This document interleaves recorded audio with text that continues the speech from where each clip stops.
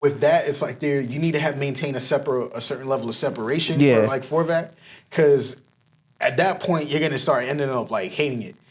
With me, it was like I learned that when I was at Rockstar, because I used to be a big Grand Theft Auto head. Having to work on that GTA 5 like day in day out for long hours. It was just like, yeah, when I get home, my friends like, yo, you trying to go? You trying to run some joints in GTA? I was just like, nah, I'm so good. I'm so You're like, good. nah, I'm good. I'm good, bro. Like I had like tears coming out of my eye every time they asked me that type of question. I'm like, I'm chilling. I'm gonna go play Overwatch.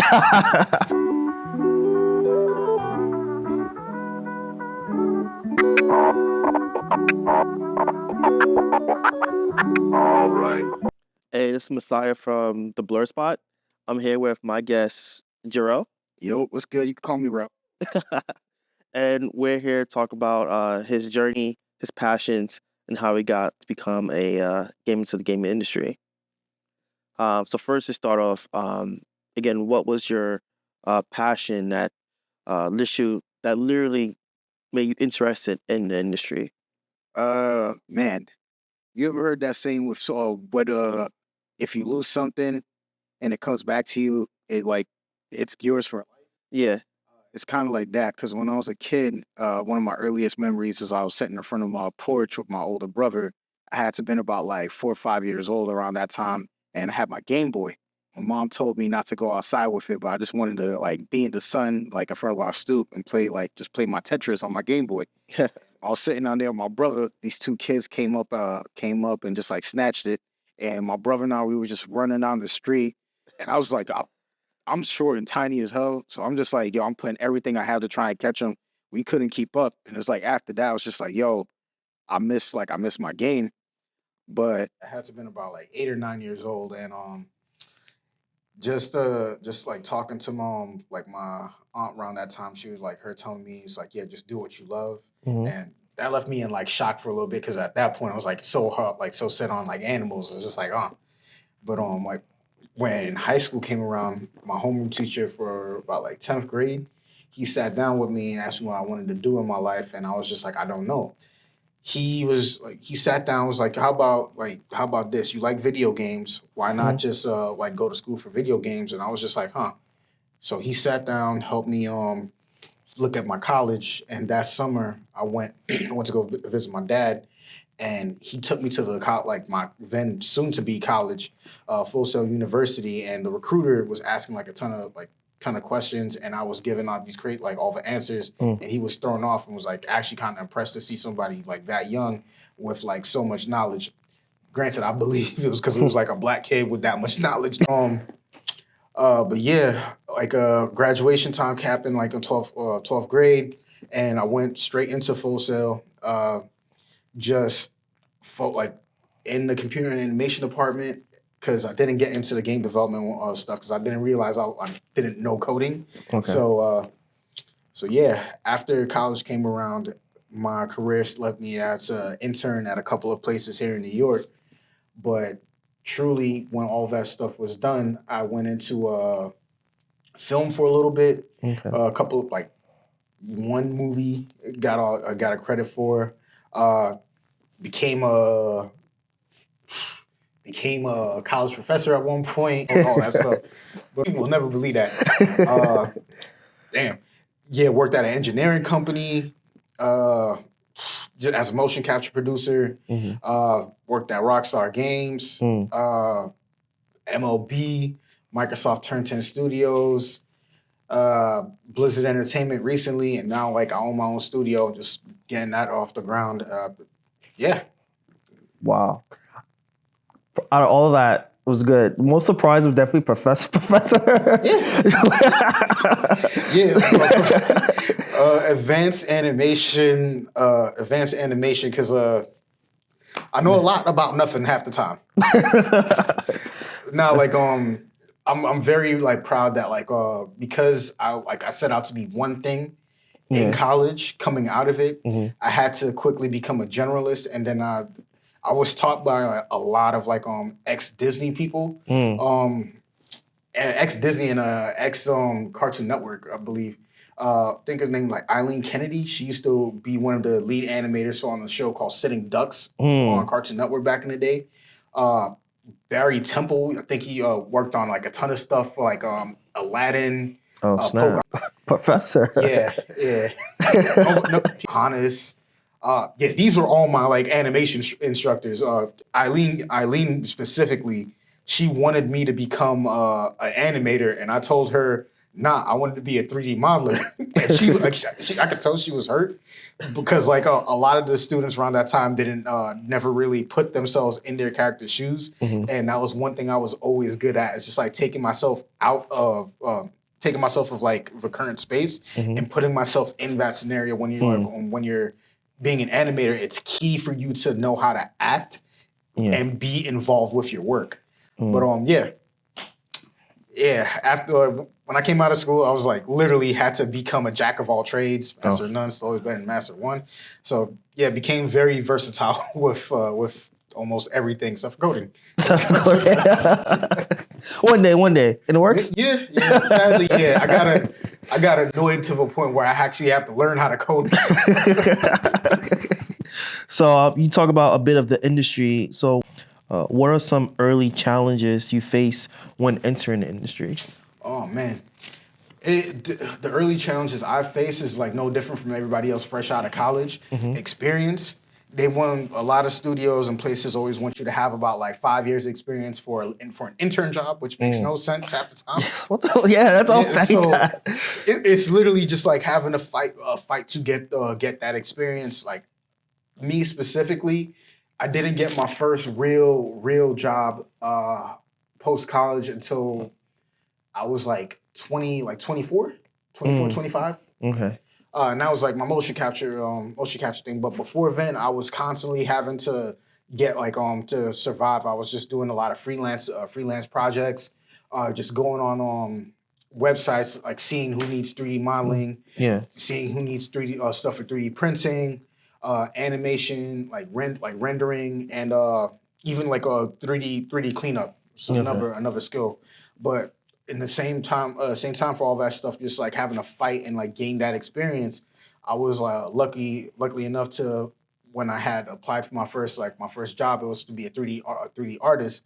But the HR who was interviewing me at the time was like, yeah, we actually saw that you have motion capture experience from your days in college. Would you like to be help run our motion capture department that we're trying to get built right now? So you'd be in charge of that. I was just like, yeah, sure. Hey, that's a hookup right there. Yeah, because it's like having all these skills, you might be aiming for one thing, but it could take you somewhere else. True. I met Donald Glover because the internet came out, and he gave that was one of the most realist advice that I've ever gotten from anybody at that time period. Don't expect that where you are now to be where you are going to be in the future. And I was just like, I don't know what the hell you talk about, but I love LES, and I love the entire Camp album. But it's crazy because it's like having all these experiences has always equated for me to being such like a versatile individual. And they do when you're trying to get into the game industry, they'll try and tell you to focus on one thing specifically. To a certain extent, they are absolutely right about that. But having as much in your background as possible while you're focusing on that one thing can make you like the sharpest tool in the shed. Like my previous team when I was at Blizzard, everybody I was working with was specialized in the camera because we were doing like the trailers and all the marketing material for like for those games. But a lot of my coworkers were some of the most dopest individuals. One of my friends, I'm gonna give her a shout out right now, Zarihi. She was actually doing storyboard stuff, and I was looking at her work one day. I was just like, "Why are you working on camera stuff?" And she's like, "This money." It's like my other friend, she came in from a music background, so she has like set experience, and she was touring overseas and all over, Ellie. And I was just like, "Yo, you cool as hell! Like, how are you? Like, why are you here?" She's like, "Yeah, I got experience in other stuff too." It's just like we got to sit down and talk. And even my other friends, a lot of them didn't know I was a 3D artist, and they saw my stuff. It's like, "Yo, what the hell are you doing?" It's like, I like doing camera stuff more than I like making 3D models now. So it's just it's crazy. But yeah, that's that. That's what's up. That's what's up. I find it interesting because usually sometimes when at college they give you like a full course load of different stuff, so you find out like what you like. Do you think that was where you kind of like picked up like the different aspects of the industry? Oh man, so this is very unique to Full Sail University for the computer animation department and game art department. When I was there, uh, they give you everything. Each semester is 1 month.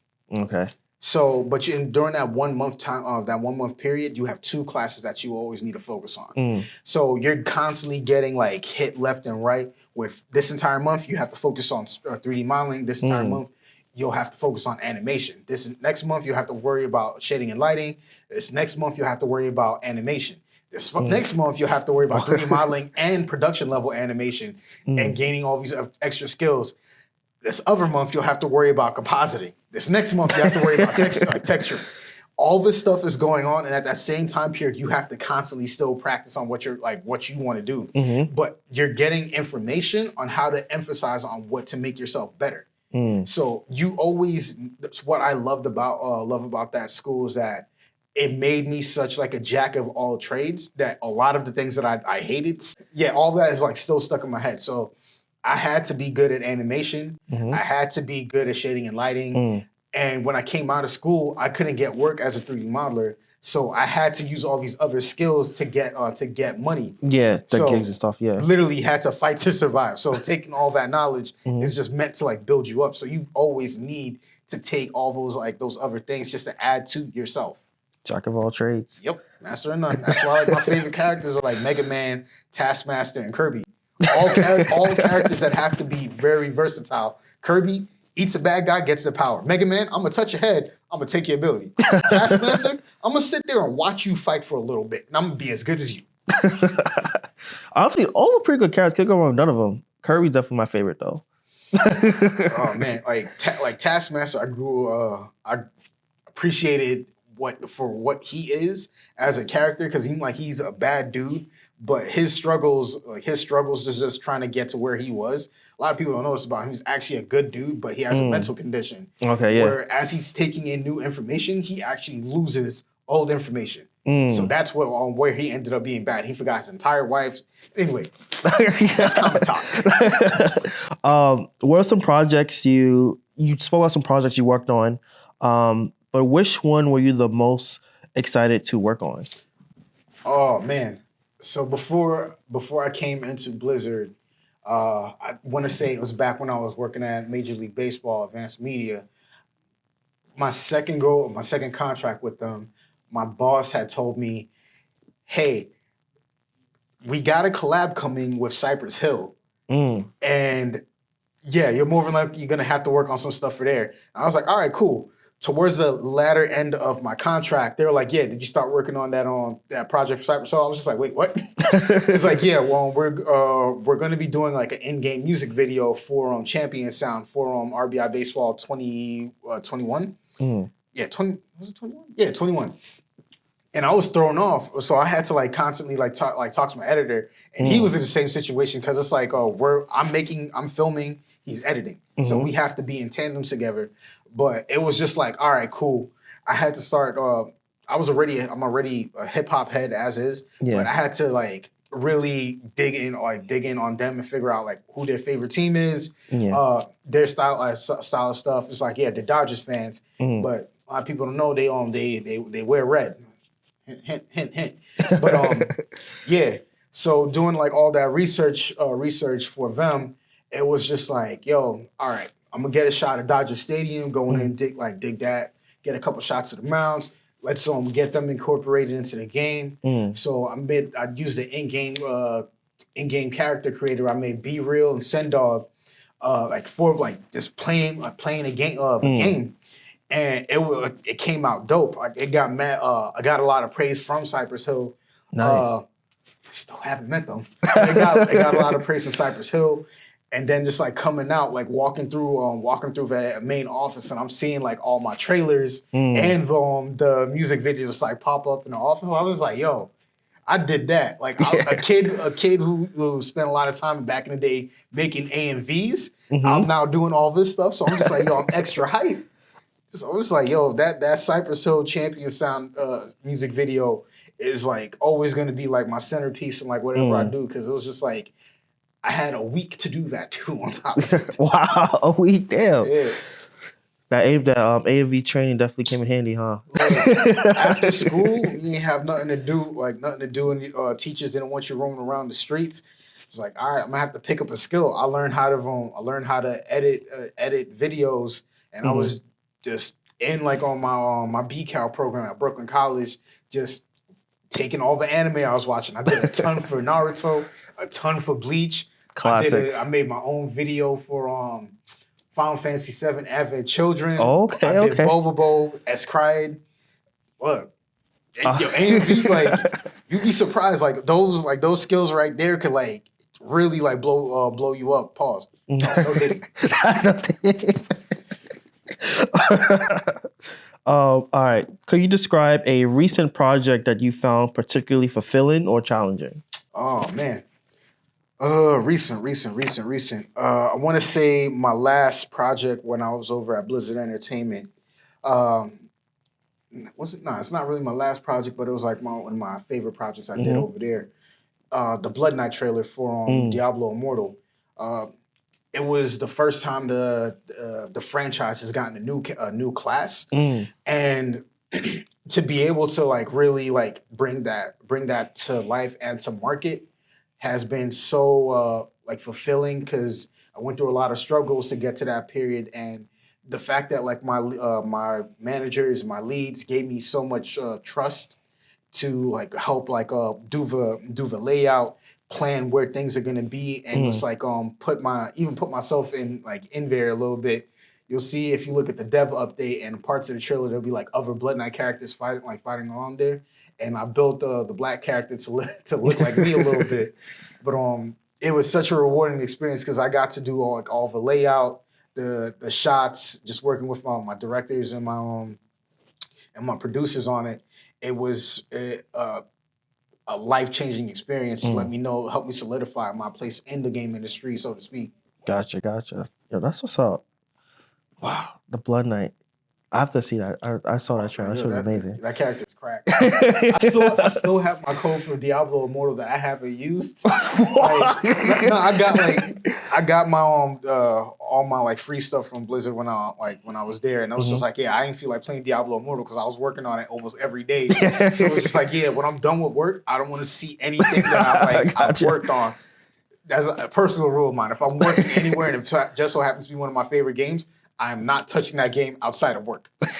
I feel like actually a lot of like actors with that, it's like you need to maintain a certain level of separation for that, because at that point you're gonna start ending up like hating it. With me, it was like I learned that when I was at Rockstar, because I used to be a big Grand Theft Auto head. Having to work on that GTA 5 like day in, day out for long hours.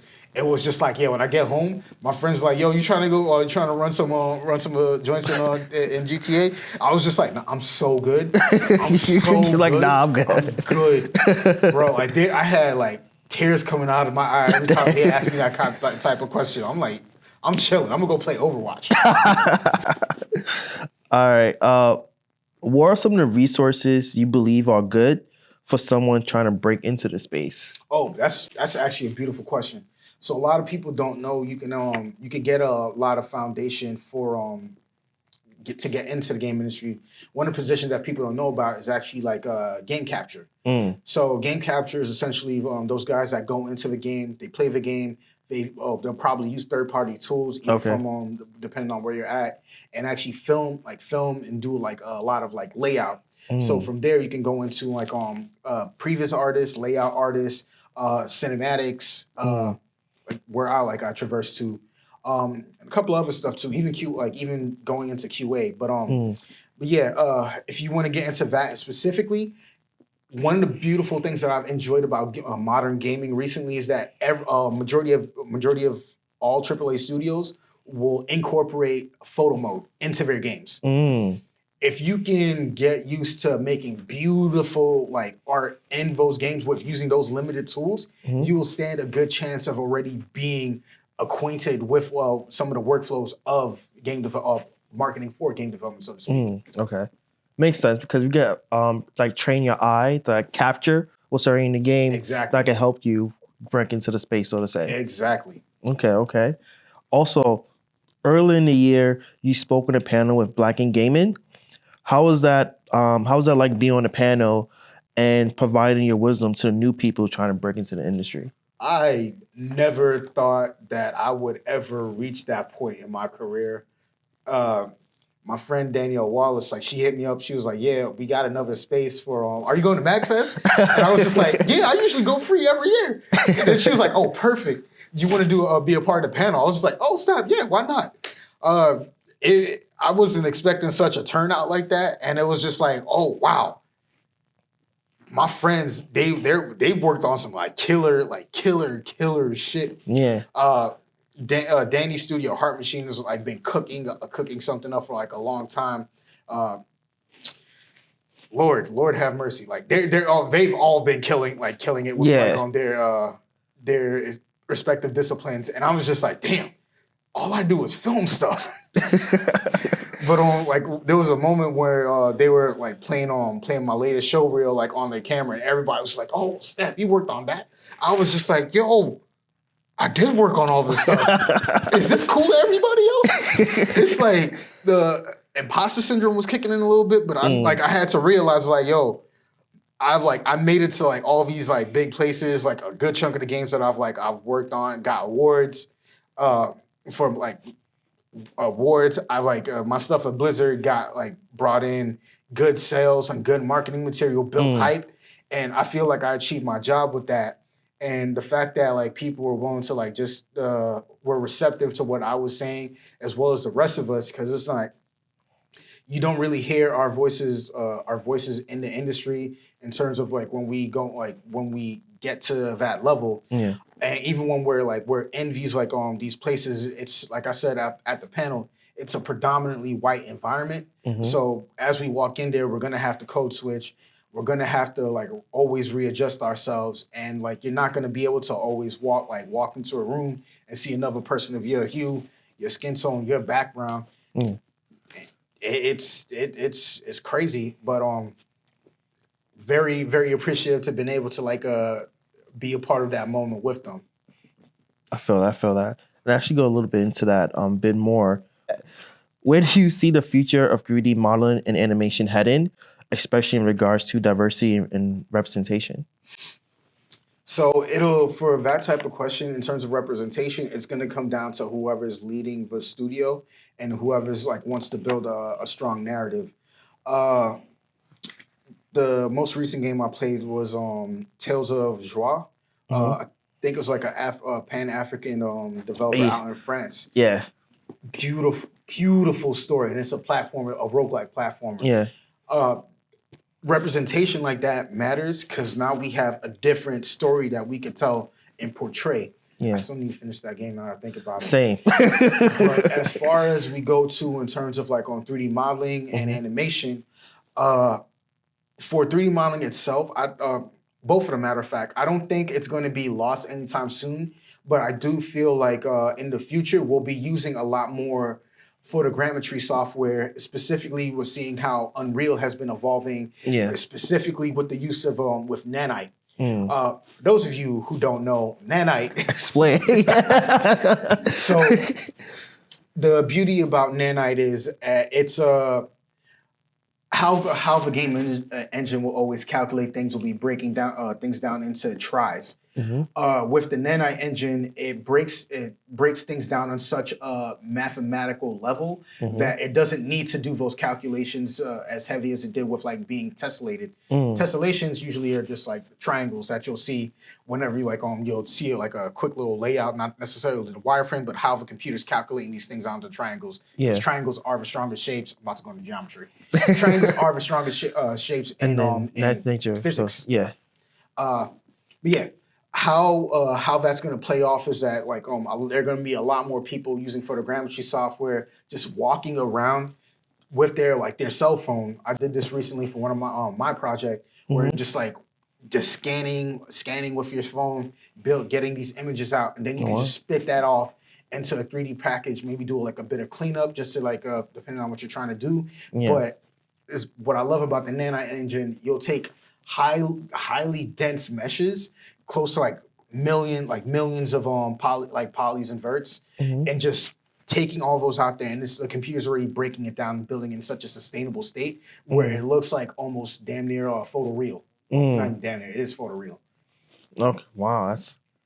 But at the same time too, with stylistic pieces, you're always going to need someone to go in there and actually like draw out like these concepts. And it's where I feel like AI won't be able to do too well. Because of the soul behind behind art itself. You're gonna need someone to go in there, draw out these pieces, and you're gonna need a 3D model to go in there and like do the traditional stuff, and make these characters, make these animations. And animation itself, there needs to be a lot of love and a lot of passion behind it to come up with some really killer concepts. True. So things like on Spider-Man and swinging through the city, you're gonna need like someone to actually give it flair. Like the Miles Morales game itself, there was a lot of like identity behind that. Yeah. So you're always gonna need someone to go in there in the traditional side and actually break down and just like ideate like how he's gonna be swinging, how he's gonna be like putting himself in there. Because Miles swings different from Peter. That's true. What do you think are some of the biggest misconceptions people have about working in 3D modeling and animation? I honestly want to say it comes down to like how these things get approved. A lot of the times you'll see a lot of bad art overall, bad animations for games, and it's just like the artists had to make them, but they're not the ones who had to like come up with those ideas. Those are the leads and the people who are really like running the show who have to like approve these processes. So there's a lot of bad things going on. Remember, someone had to make them. That's true, but they're not the ones who had to approve them. True. And usually, it's like that saying: who do you blame? Who do you blame when someone dies? The gun or the killer? True. The killer. The killer. When we pull the trigger, right? I mean, you're not gonna be like, "Damn you, gun! Damn you!" True. Yeah, that's why we need. That's why these that's why you still get the same hairstyles.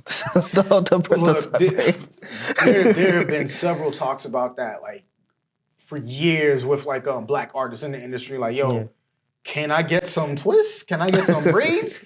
Like, I think Capcom has been like coming the closest in order to making like decent black characters, especially in the character creators like recently too. I think next to them, I want to say From Software with Elden Ring. Oh yeah.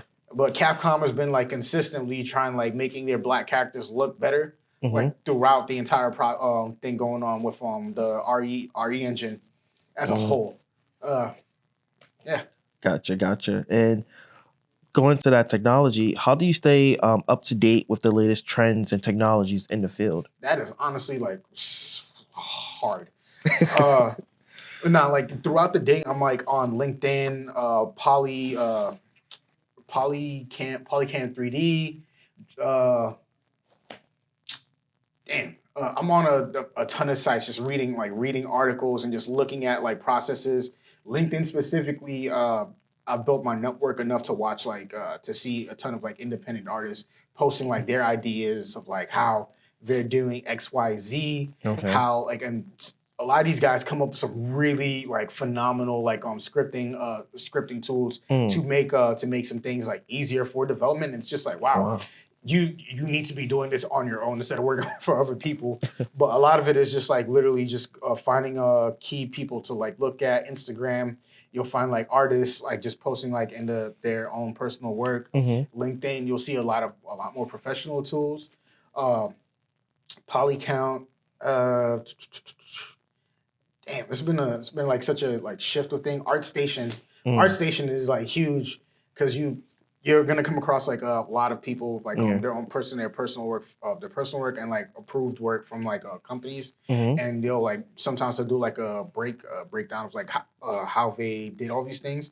That's usually how I keep up with all of that stuff. Yeah, okay, that's what's up. Because I feel like with with like AI and everything, like technology is done so much faster. So that's what I find interesting question, like how you just keep up with everything. Yeah, and then even with the things of AI right now, it's like there are ways to utilize it for like things around production, but with it during production is like such a terrible idea. Specifically, I want to look at concept art for as an example. The way AI utilizes to make its own personal art, it has to source all the art in the internet depending on where it's linked. Yeah. And that means if you're sourcing all these materials, you're now sourcing people's personal work. Yeah. People who probably have their trademark, watermark on their personal work. How are you paying these people if you're using their work? Exactly. Anyway, that nature. I got you. Now get more into you. What are some future goals, endeavors you have in mind that you're working on? Oh man. So right now, March 24th is when I officially started my own studio. Congrats. Rider Kick Studios LLC.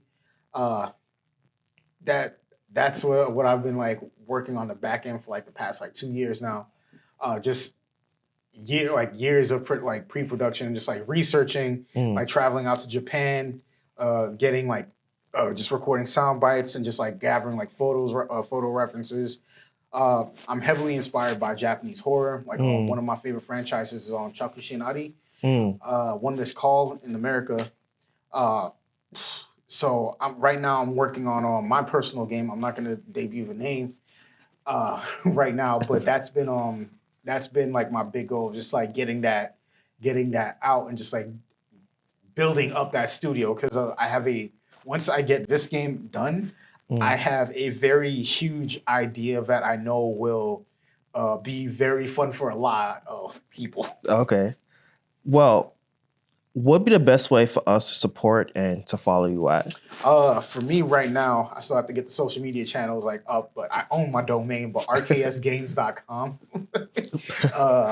I got to make an Instagram for us and just get people more involved. But I'm avoiding Twitter and Threads. Gotcha. Avoiding that.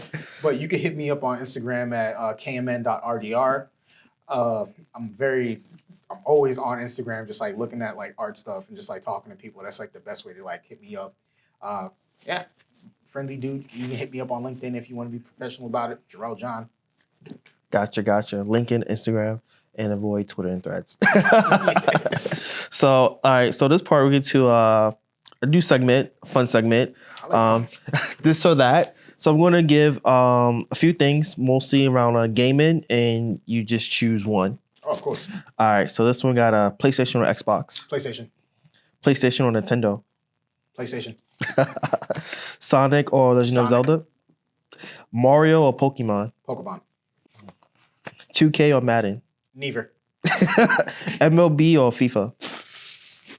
Damn. FIFA. Okay.